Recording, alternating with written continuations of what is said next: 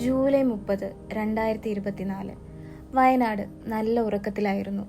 സമയം രാത്രി 12 മണി കഴിഞ്ഞു കാണും. പെട്ടെന്നായിരുന്നു ഭൂമി പിളരും പോലൊരു ശബ്ദം. തൊട്ടു പിന്നാലെ കലി തുള്ളി മണ്ണും മലയും ഇരച്ചെത്തി. ഒരു നാടിനെ ആകെ ഭൂപടത്തിൽ നിന്ന് തുടച്ചു നീക്കപ്പെട്ടു. ചൂരൽമലയും മുണ്ടക്കൈയും എന്നേക്കുമായി ഓർമ്മയായി തീർന്നു.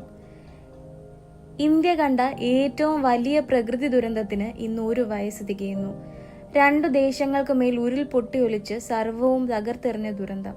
ഒരൊറ്റ രാത്രി കൊണ്ട് സർവ്വതും നഷ്ടപ്പെട്ട മനുഷ്യർ, സ്വന്തം മണ്ണിൽ അഭയാർത്ഥികളെ പോലെ കഴിയേണ്ടി വന്നവർ. ഒരു രാത്രി ഇരുട്ടി വെളുത്തപ്പോൾ മണ്ണിനോട് ചേർന്നത് 100 കണക്കിന് മനുഷ്യർ. ജൂലൈ 28-നും 29-നും കലിതുള്ളി പെയ്ത മഴയിൽ പുഞ്ചിരിമറ്റം, അട്ടമല, മുണ്ടക്കൈ എന്നിവിടങ്ങളിലെ പ്രദേശവാസികളെ ദുരിതാശ്വാസ ക്യാമ്പുകളിലേക്ക് മാറ്റി പാർപ്പിച്ചിരുന്നു. എന്നാൽ ദുരിതാശ്വാസ ക്യാമ്പുകളിൽ പോകാതെ സ്വന്തം വീടുകളിൽ തന്നെ തങ്ങിയവർ ഏറെയായിരുന്നു. ജൂലൈ 30-ന് ചാലിയാറിന്റെ പോഷക നദികളിലൊന്നായ പുന്നപ്പുഴയുടെ ഉത്ഭവസ്ഥാനത്ത് പുഞ്ചിരിമറ്റം, മുണ്ടക്കൈ ഗ്രാമങ്ങൾക്കിടയിലായി അർദ്ധരാത്രി 1:40 ആദ്യം ഉരുൾപൊട്ടുന്നു. കുത്തിയൊലിച്ചു വന്ന മലവെള്ളം പുഞ്ചിരിമറ്റം, ചൂരൽമല ഗ്രാമങ്ങളെ വിഴുങ്ങി. രാവിലെ 4:10-ന് വീണ്ടും ചൂരൽമലയിൽ ഉരുൾപൊട്ടി. അതോടെ മുണ്ടക്കൈ പുഴ ദിശ മാറി ഒഴുകി.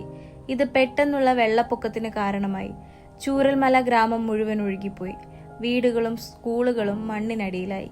ചൂരൽമല മുണ്ടക്കൈ റോഡുകൾ പൂർണ്ണമായും തകരുന്നു. പുന്നപ്പുഴ പാലവും നിലം പൊത്തുന്നു. അതോടെ രക്ഷാപ്രവർത്തനം ദുസ്സഹമായി തീർന്നു. എന്നാൽ കൈവിടാതെ കേരളക്കര ഒപ്പമുണ്ടായിരുന്നു. രക്ഷാപ്രവർത്തനത്തിനായി നിരവധി മനുഷ്യർ ദുരന്തഭൂമിയിലെത്തി. മണ്ണും മലയും വെട്ടിമാറ്റി രക്ഷാപ്രവർത്തനം തുടർന്നു. 400ഓളം വീടുകൾ തകർന്നു. 100 കണക്കിന് കുടുംബങ്ങൾ ഒറ്റപ്പെട്ടു. 298 പേരുടെ ജീവനാണ് മലവെള്ളപ്പാച്ചിൽ കവർന്നത്. ഇതിൽ 32 പേരെ ഇനിയും കണ്ടെത്താൻ കഴിഞ്ഞിട്ടില്ല. ഇന്ന് ചൂരൽമലയുടെ താഴ്വര വീണ്ടും പച്ച പുതച്ചു തുടങ്ങി. ചാലിയാർ നിശബ്ദമായി ഒഴുകുന്നു. എന്നാൽ പ്രിയപ്പെട്ടവരെ നഷ്ടപ്പെട്ടവരുടെ ഉള്ളിലെ മുറിവ് ഇന്നും ഉണങ്ങിയിട്ടില്ല. മുണ്ടക്കൈ ചൂരൽമല ഉരുൾപൊട്ടൽ ജീവിതത്തിനും ദുരന്തത്തിനുമിടയിലുള്ള ഓർമ്മപ്പെടുത്തലാണ്.